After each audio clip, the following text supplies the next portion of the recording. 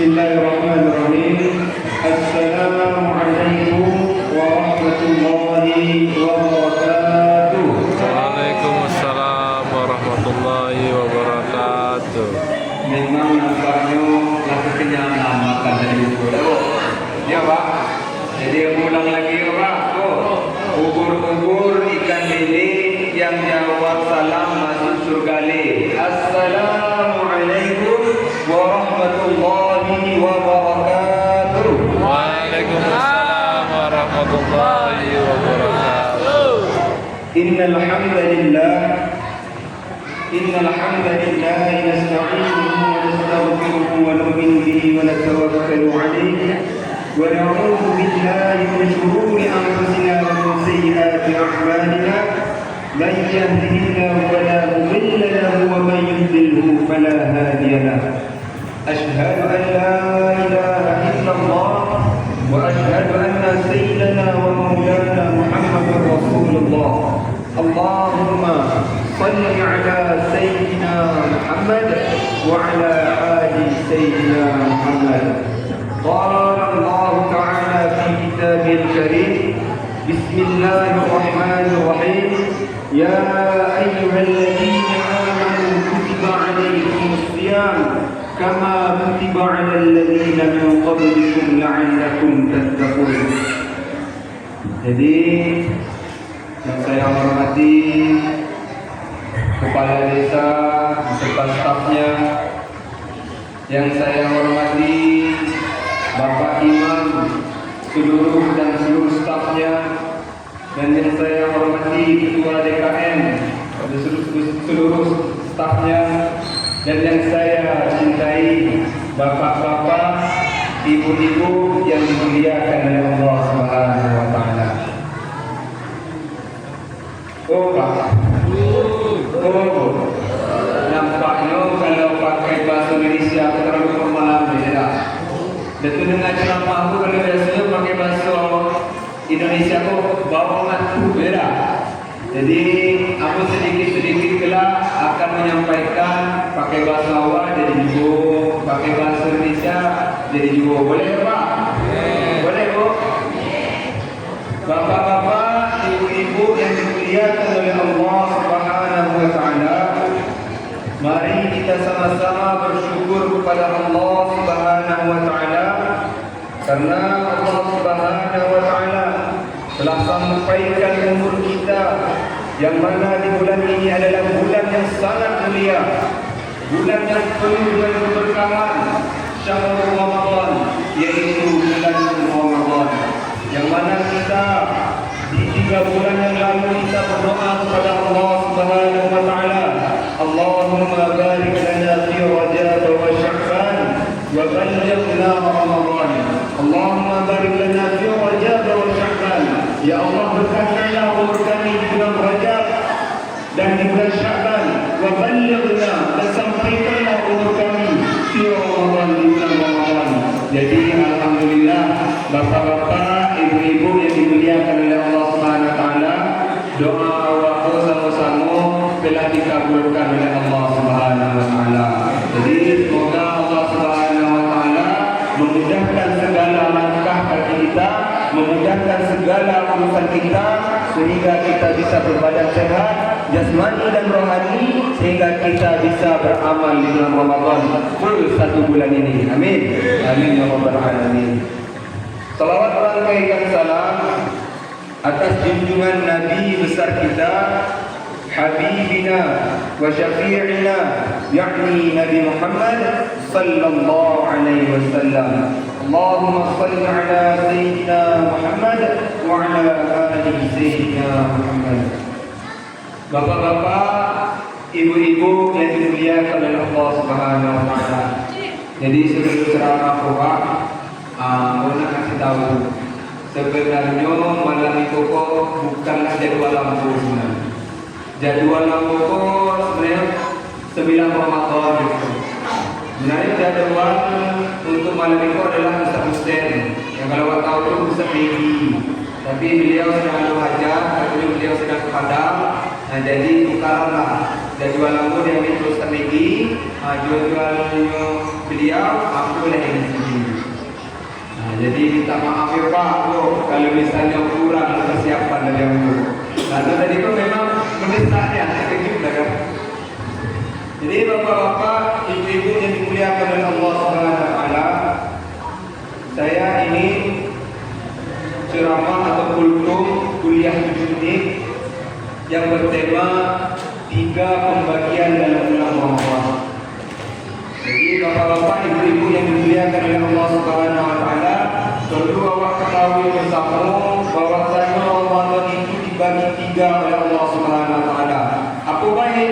Yang pertama 10 hari pertama, yaitu Allah Subhanahu Wa Taala katakan bulan atau hari rahmatnya Allah Subhanahu Wa Taala. Yang kedua 10 hari pertengahan, yaitu hari maghfirah ataupun hari pengampunannya Allah Subhanahu Wa Taala. Dan 10 hari terakhir yaitu kita minan, terbebasnya dari api neraka. Baiklah, itu akan mulai yang namanya 10 hari pertama telah masuk di bulan, telah masuk di hari ini, yaitu bulan di hari yang kedua. Apa itu? Hari yang penuh dengan rahmatnya Allah Subhanahu Wa Taala. Bapak-bapak, ibu-ibu yang dimuliakan oleh Allah Subhanahu Wa Taala, jadi kita diberikan selalu nikmat oleh Allah Subhanahu Wa Taala, diberikan selalu rahmat oleh Allah Subhanahu Wa Taala, sehingga kita bisa beraktivitas dengan sehat walafiat. Jadi kalau kita mengukur nikmat yang telah Allah berikan kepada kita, maka awak tidak akan mampu menghitung nikmat tersebut. Wa in ta'uddu ni'matallahi la tuhsuha. Dan apabila kalau awak menghitung seluruh nikmat yang Allah telah berikan kepada kita, maka kita ini tidak akan mampu untuk menghitungnya. Coba bayangkan. Coba bayang kalau misalnya seluruh nafas atau oksigen yang awak hirup itu dibayar. Kalau misalnya sekali hirup itu atau per hari 15.000, dikali 10 hari dah berapa? 110. Berarti kalau dalam sebulan pula ada berapa? Lah lebih 150 orang ini. Dikali pula setahun, berapa banyak piti yang awak keluarkan. Tetapi apa bapak-bapak, ibu-ibu yang dimuliakan oleh Allah Subhanahu Wa Taala, Allah sangat baik kepada kita sehingga seluruh nikmat yang ada di dunia ini telah diberikan kepada kita semuanya. Maka dari itu tergantung kita lagi, tergantung awak lagi mensyukuri nikmat yang telah Allah berikan atau tidak. Awak bapak-bapak, ibu-ibu yang dimuliakan oleh Allah Subhanahu Wa Taala, awak masuk surga Allah Subhanahu Wa Taala itu atas rahmatnya Allah Subhanahu Wa Taala. Apa itu rahmat? Rahmat adalah kasih sayangnya Allah Subhanahu Wa Taala. Jadi banyak yang berpikir, Ustaz, apa gunanya aku mau beramal, apa gunanya aku beribadah, apa gunanya aku mau beramal soleh kalau aku masuk surga atas rahmatnya Allah Subhanahu Wa Taala. Perlu awak ketahui bapak-bapak, ibu-ibu yang dimuliakan oleh Allah Subhanahu Wa Taala, amal soleh kita, solat kita, puasa kita itu adalah supaya kita ini mengetuk pintu-pintu rahmatnya Allah Subhanahu Wa Taala. Maka di hari ini 10 hari pertama, lakukanlah amalan dengan sebenar, lakukanlah amalan dengan sebaik-baiknya. Karena kita tidak tahu kapan Ramadan ini, kapan umur kita ini akan habis usianya. Dan yang kedua adalah hari maghfirah 10 hari pertengahan 10 hari yang pertengahan. Itu apa? Hari maghfirah, hari pengampunan. Coba bayang kepada apa? Awak bayang ketika siapa yang risiko tidak ada